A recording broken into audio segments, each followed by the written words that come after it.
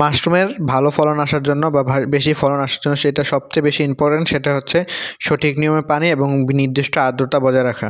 আসসালামু আলাইকুম। আলহামদুলিল্লাহ, আমরা দীর্ঘ ৩ বছর যাবৎ মাশরুমের সাথে জড়িত আছি। আর মাশরুম চাষের সাথে থাকতে থাকতে আমরা বিভিন্ন অভিজ্ঞতার শিকার হয়েছি। যেমন কীভাবে স্প্রে করলে বেশি ফলন পাওয়া যায়, কখন বেশি স্প্রে করতে হয়, কখন কম স্প্রে করতে হয়। এই জিনিসগুলো আমরা দীর্ঘ ৩ বছর ধরে আস্তে আস্তে শিখেছি। তো এই বিষয়টা নিয়ে আপনাদের সাথে আজকে শেয়ার করব। কারণ মাশরুমের বেশি উৎপাদন, মাশরুমের কম উৎপাদন, মাশরুম দেরি করে আসা সবগুলোই নির্ভর করে আপনি পানি স্প্রেটা সঠিকভাবে করছেন কিনা। আপনি যদি অতিরিক্ত পানি দিয়ে ফেলেন তাহলেও মাশরুম আসতে যেমন বিলম্ব করবে, আবার যদি কম পানি দেন তাহলে আর্দ্রতা কমে যাবে এবং মাশরুম আসতেও দেরি হবে। এমনকি হইতে পারে যে মাশরুমও আসতে, প্যাকেটে মাশরুম নাও আসতে পারে। তো তার জন্য সবসময় নিয়ম করে পানি স্প্রে করতে হয়।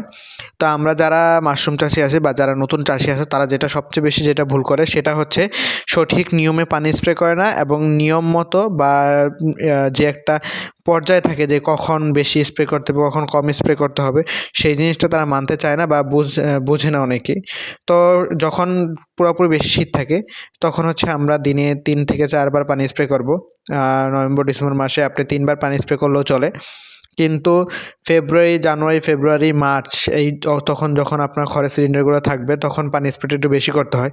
যখন মিনিমাম দিনে আপনার ৪ থেকে ৫ বার পানি স্প্রে করতে হয়।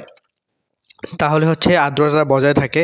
বা অনেকে দেখা যায় যে খোলা ঘরে মানে চারিদিক দিয়ে নেট দিয়ে বেড়া দিয়ে আপনি মাশরুম চাষ করে, তাদের ক্ষেত্রে পানি স্প্রে একটু বেশি করে করতে হয়, কারণ আর্দ্রতা বের হয়ে যায়। যারা পলিথিন দিয়ে ঢেকে দেয় তাদের আর্দ্রতার ভিতরে আটকে থাকে, তার ফলে হচ্ছে আর্দ্রতা বের হতে পারে না। তো সবসময় চেষ্টা করবেন মাশরুমের ঘরে যে আর্দ্রতাটা ঠিক থাকে। সবচেয়ে ভালো হয় হচ্ছে যদি আপনার একটা আর্দ্রতা মাপার একটা মেশিন পাওয়া যায় বাজারে এখন, বা থার্মোমিটার আছে, আর্দ্রতা মাপার মেশিন আছে, তেমন ওইটা যে আপনি যে মাশরুম ঘরে চাষ করছেন সেই ঘরে লাগিয়ে নিতে পারেন। তখন আপনি খুব সহজেই বুঝতে পারবেন যে আপনার ঘরের আর্দ্রতা কীরকম, আপনার এখন পানি স্প্রে প্রয়োজন কিনা। তো সবসময় চেষ্টা করবেন, এটা কষ্ট হলেও একটা স্প্রে কিনে নেওয়ার, মানে ওই যে স্প্রে গান বা আমরা হাতে স্প্রে করবো না, সবসময় চেষ্টা করবেন যে মোটর বা স্প্রে মেশিন কেনার, যাতে করে বেশি পরিমাণে পানি স্প্রে করা যায়। যেমন আমার হাতে যে স্প্রে মেশিনটা দেখতেছেন এটা হচ্ছে আমরা একটা মোটরের সাথে যোগ করছি, যার ফলে হচ্ছে পানি স্প্রেটা খুব সহজেই আমরা করতে পারতেছি।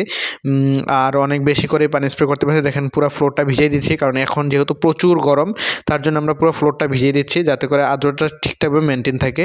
তো আমরা এইভাবে পানি স্প্রে করার ফলে হচ্ছে মাশরুমের ফলনটাও বেশি আসে। আমরা অনেকেই অভিযোগ করি বা অনেকে আমার মেসেজ দেয় যে ভাই আমার ২ বার মাশরুম আসার পর আর মাশরুম আসে না। কিন্তু আমাদের যে প্যাকেটগুলো দেখছেন এটা ৩য় বারের মতো মাশরুম আসতেছে। ইনশাল্লাহ আরও ২-১ বার আসবে। তো এইটা সম্পূর্ণ নির্ভর করে সঠিক নিয়মে পানি স্প্রে করার জন্য উপর। তো আপনারা যারা মাশরুম চাষি আছেন তারা অবশ্যই সঠিক নিয়মে পানি স্প্রে করবেন যাতে করে মাশরুমের ফলন বেশি পান আপনারা।